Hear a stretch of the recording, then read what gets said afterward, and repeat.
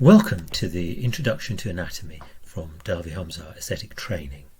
This is going to give you a brief outline of our anatomy teaching that will lead on to the Level 7 hands-on dissection course that we run.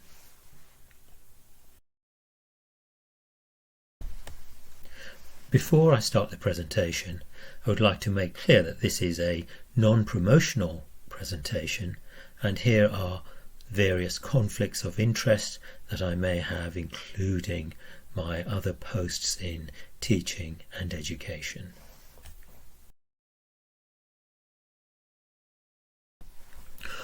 When learning anatomy, you can look at anatomy from a topographical standpoint, such as dissections or photographs and pictures of anatomy, and work out the different structures.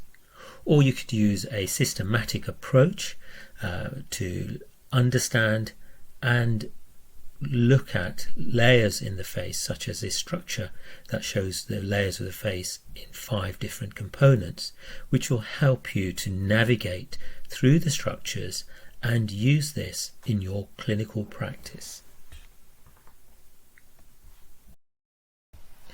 During the course, I will explain to you the 5 different layers and how they have developed and how you can use it in your clinical practice. Anatomy can also be applied to the concept of beauty and aesthetics, and it is generally accepted that there are 7 areas of the face that contribute to beauty. These are highlighted in this diagram, and by modulating and altering these areas, you can achieve the desired outcome for your patients. One of the most important aspects to understand when teaching or learning is that there are also certain aspects that need to be addressed, and this diagram will take you through the 7 areas of interest that help you in learning and training. This is an area that we look at in more detail on our Train the Trainer course, and this might be of interest if you are also interested in going further with your teaching and taking this on as a role in your practice. Something that is extremely important is how relevant is the anatomy that I know and am learning is to delivering the best possible treatment to my patient to get the best result. This painting by Thomas Rowlandson depicts how anatomy was taught. This is a painting that hangs in my study, and it shows William Hunter teaching anatomy to a group of doctors. For many of us, this is how anatomy was taught. But is it still relevant? This has certainly yielded some very important anatomical information, and most of us who have been in anatomy dissections and learning will have used a scenario like this to learn anatomy and lead on to some of the things that we will discuss shortly. Some of the most important findings have come from these anatomical dissections.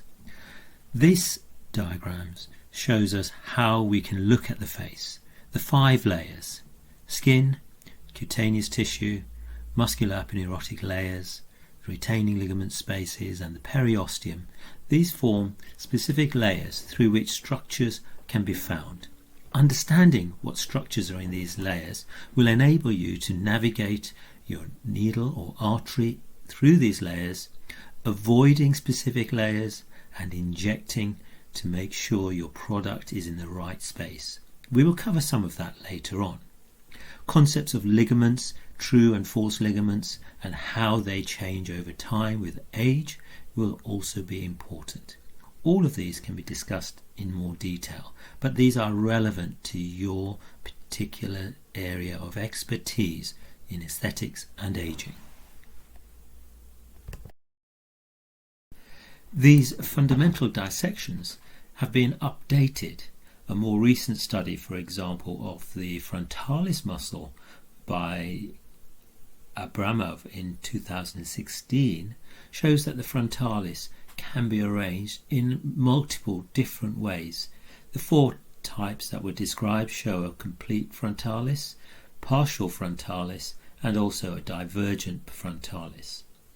These different arrangements lead to different line appearances in the forehead, but also are important to consider when you are injecting toxin, as depending on the muscle arrangement, the way you inject may have to be modified.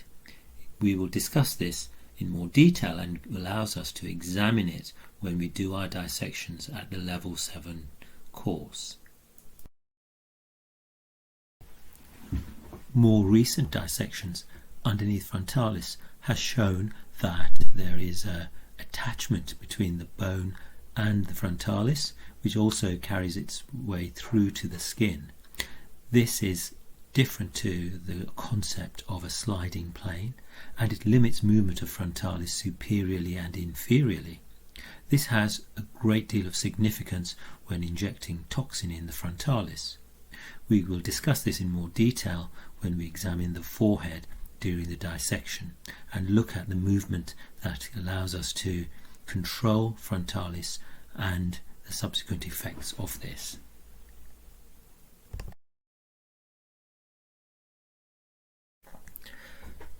Returning to this picture takes us back to how does anatomy get taught in aesthetics. For a long time there was no formal anatomy teaching in aesthetics. Most people relied on their innate knowledge, and in terms of UK teaching, this did not happen until about 10 years ago.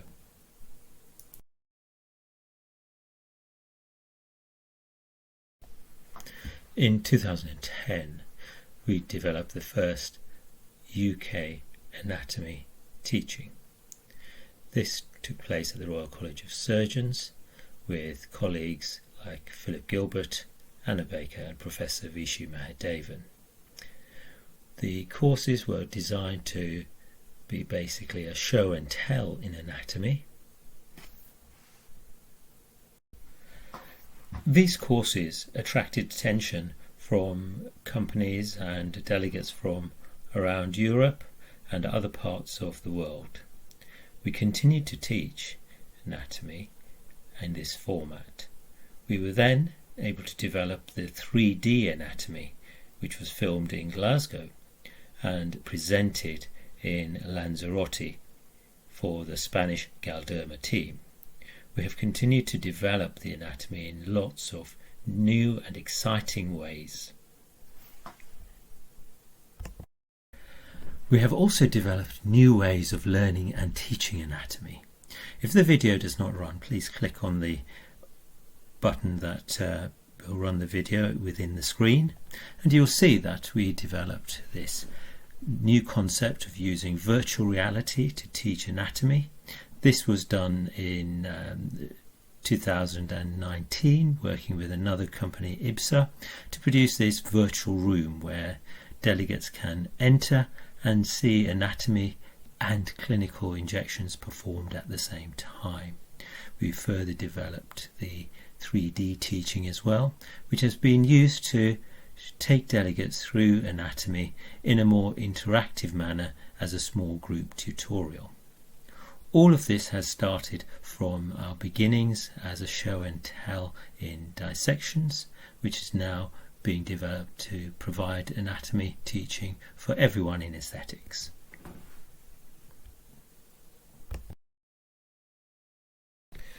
Using these anatomy teaching courses, we have further investigated areas of interest in our clinical practice.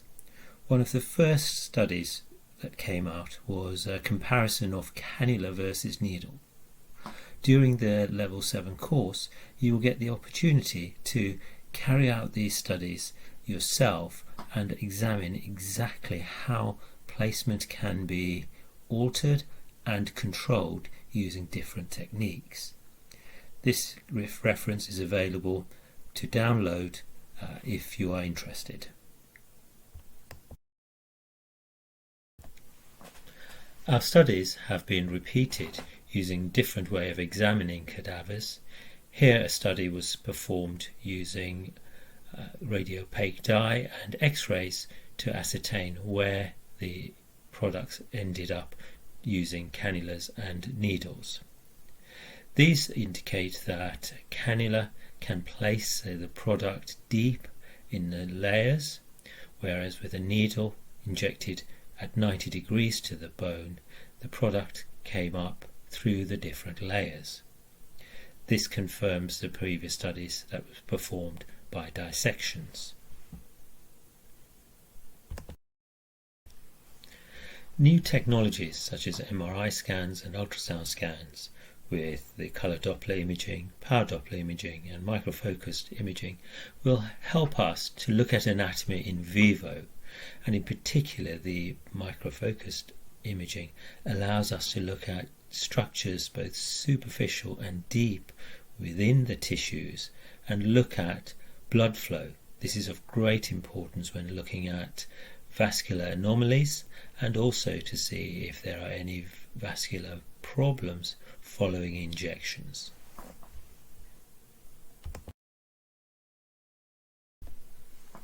Anatomy is now very exciting.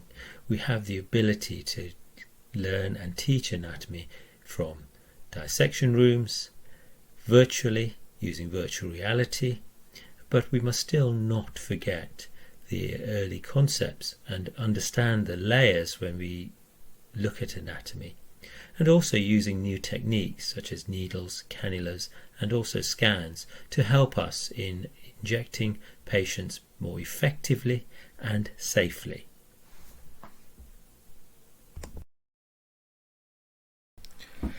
This is just a brief introduction to the various courses that we run at DH Aesthetic Training. The Advanced Facial Anatomy Level 7 will give you more insight into anatomy and allow you to explore different techniques. The Management of Non-Surgical Complications is a workshop that allows you to explore in depth different complications and manage them in your clinical practice. We also offer clinical courses such as cannula training, advanced injectable training for toxin and fillers, as well as specific areas such as rhinoplasty, lips, perioral and periocular injection techniques. We look forward to welcoming you to those courses, and do contact us